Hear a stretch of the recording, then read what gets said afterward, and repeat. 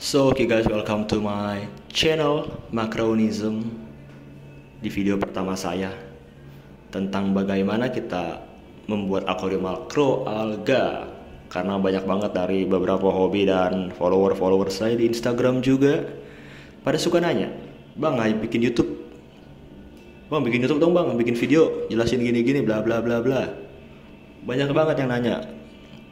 Gue sebenarnya malas bikin video, cuman karena gue merasa belum layak aja buat sharing ke kalian, karena emang ilmu gue juga belum terlalu gimana banget.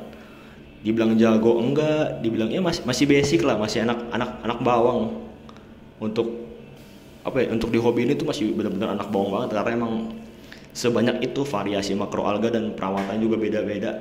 Jadi gue bukan males sih, merasa belum layak aja emang. Cuman karena emang beberapa permintaan dari teman-teman saya, dan kalau kalian emang merasa konten ini menarik ataupun membantu kalian, let's see apakah emang konten ini bisa bermanfaat untuk kalian.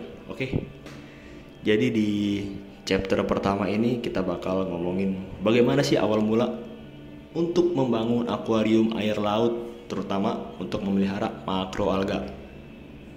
Pertama-tama kita butuh namanya tank.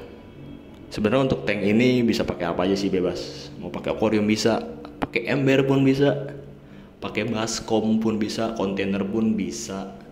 Terus mau pakai styrofoam bisa, bebas terserah kalian. Ukuran maksimalnya berapa bang? Atau minimalnya berapa bang? Sumpah itu bebas banget. Di sini konteksnya kita ngomongin makroalga dulu, oke?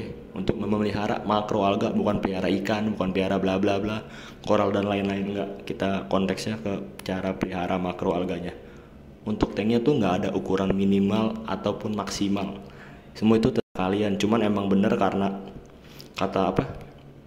secara fundamental emang semakin besar tanknya, otomatis kan emang parameter yang terkandung di dalamnya itu otomatis lebih stabil dibandingkan dengan tank-tank kecil yang parameternya cenderung suka berubah-berubah. Secara garis besarnya seperti itu kalau untuk ukuran tank. Cuman apakah ada ukuran ideal? Kalau menurut saya sih secara pribadi, menurut saya itu ukuran ideal tank yang oke untuk makroalga itu sekitar ya pakai GX 60 lah. GX tipe 60 itu udah paling menurut saya ideal. Karena apa? Nggak terlalu kecil, nggak terlalu gede. Udah pas banget sebenarnya. Terus belum lagi kalau kalian nanti ke depannya memelihara macam-macam makroalga kan. Kalau tanknya kecil, misalnya kalian pertama-tama pasti masukin makroalga yang cenderung mudah tumbuh, kayak jenis Caulerpa atau Aseman. Itu cepat banget mendominasi tank karena pertumbuhan tunas barunya, atau kita sebut itu sebagai talus. Nah, talus itu cepet banget ngerambat. Jadi otomatis kan kalau tank kecil ya, lu misalnya mau taruh jenis Caulerpa pertama sebulan tumbuh segala macam, lu mau nambah lagi nih jenis-jenis lain yang kayak Gracilaria ataupun macam-macam Hypnea bla bla bla. Itu kan pertumbuhannya nggak secepat Caulerpa, otomatis itu bakal terkena invasi dari si Caulerpa tersebut. Itulah kenapa gue kurang merekomendasikan tank-tank kecil di bawah 60 cm. Kalau tank 60 cm kan emang cukup ideal lah. Jadi beberapa jenis pun masih bisa masuk dan nggak terlalu mendominasi satu sama lain gitu loh. Jadi untuk penyebarannya juga masih bisa kita antisipasi dengan cara kita potong atau kita cabut akar-akar yang udah mulai panjang. Kayak gitu. Terus yang kedua kita butuh otomatis namanya filter. Filter tuh kalian bebas mau pakai filter apa aja sih sebenarnya. Cuman kalau gue untuk merekomendasikan, gue tetap lebih suka pakai SAM. Entah itu SAM belakang, SAM samping, ataupun SAM bawah, itu it's up to you. Terserah banget. Cuman gue kurang merekomendasikan hang on filter untuk di tank besar. Karena apa? Karena arusnya kurang. Dan arus kurang ini menyebabkan apa? Permukaannya bakal berminyak. Karena kan emang mereka itu berfotosintesis layaknya tanaman. Namanya makroalga. Mereka punya punya klorofil. Biarpun tipe klorofilnya beda-beda sih, terutama di makroalga hijau ya, atau ya makroalga hijau lah kayak Aseman gitu-gitu. Otomatis kan mereka bakal berfotosintesis dan itu bakal menghasilkan minyak di permukaan sih. Filter sih tetap filter belakang, filter SAM atau ya filter SAM belakang lah kalau emang kalian mau, nggak usah terlalu gede-gede banget. Cuman buat media bakteri sama buat pump return airnya doang, udah, that's so simple. Paling kalian cuma butuh space kurang lebih ya sekitar nggak nyampe 15 cm, paling 10 cm dari Dari lebar tank kalian itu udah cukup kok buat sang belakang sebenarnya, nggak usah terlalu besar. Kalau mau hang on mungkin di kapasitas tank maksimal 40 cm itu masih oke. Kayak GX 450 Slim kalau nggak salah. Itu saya pakai apa? Pakai Amara 502 itu masih oke. Cuman emang karena arusnya kurang jadi saya tambah sama PH yang kecil tuh yang 3 watt apa 2,5 watt gitu. Yang biasa buat paludarium. Nah, itu. Sebenarnya juga saya mau upgrade sih kalau yang di rumah, karena emang minyak permukaannya tuh tiap hari mesti dibersihin. Kalau nggak emang menghambat cahaya, ya agak menurunkan dari nilai cahaya itu sendiri sebenarnya. Itu untuk filter. Cuma itu it's up to you lah. Ada filter gantung, ada segala macam tuh bisa kalian pakai. Untuk filter kita nggak ada aturan baku juga, terserah. Ada juga nggak pakai filter, cuman pakai WM tetap hidup kok.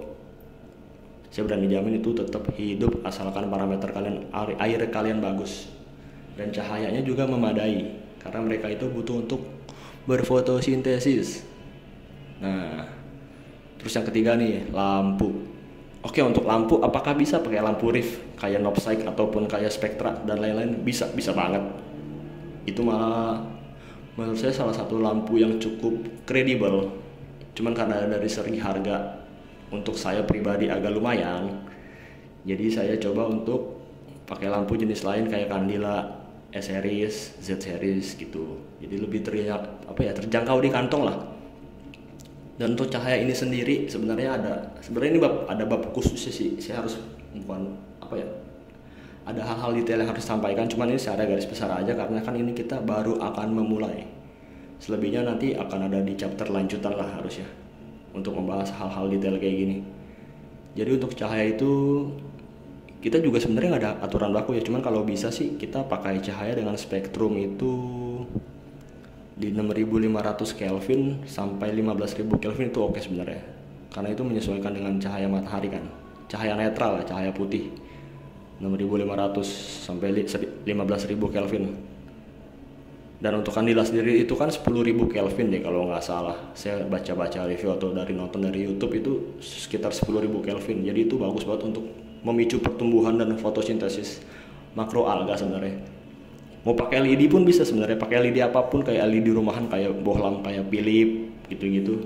Itu juga bisa sebenarnya, cuman paling cupnya dibuka dan itu kan otomatis kayak kurang efisien aja sih menurut saya. Mendingan langsung beli kayak lampu-lampu aquascape kayak Candela gitu-gitu. Itu udah oke banget sebenarnya.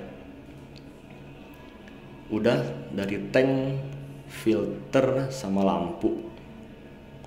Untuk hardscape dan lain-lain sih itu terserah kalian ya sebenarnya, itu selera pribadi. Mau pakai hardscape kayak gimana pun terserah sebenarnya. Mau bare bottom nggak pakai pasir pun itu terserah. Cuman untuk awalnya kalian butuh 3 komponen ini sebenarnya. Sama air laut, jangan lupa air laut. Oke, air laut. Ntar untuk chapter selanjutnya kita bakal bahas gimana cycling dan lain-lain. Ya itu nanti di chapter selanjutnya. Kita sekarang perkenalan dulu apakah emang konten itu menarik dan layak untuk dilanjuti. Ya itu tergantung kalian. Kalau emang kalian oke, ya saya tinggal coba-coba bikin dan lain-lain, tinggal eksperimen, tinggal sharing ke kalian.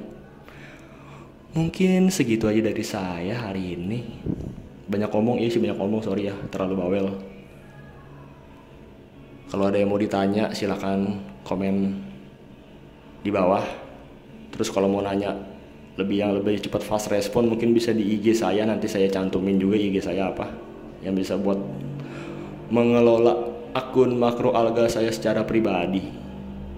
Oke, mungkin itu aja sih, nggak usah di like juga, nggak usah di subscribe juga, nggak usah di share juga. Oh ya, mau di share boleh lah buat ke hobi-hobi lain, cuman saya nggak mau, cuma buat hobi aja kok, karena emang saya melihat banyak banget lah hobi-hobi yang mulai tertarik dengan makroalga ini, cuman karena sumber dan resource-nya dalam bahasa Indonesia itu sedikit banget. Saya juga rata-rata nemuin dari channel luar sih, kayak Reef Builders dan lain-lain. Ya, mungkin channel ini dapat membantu hobi-hobi makroalga di Indonesia. Sekian dan thank you.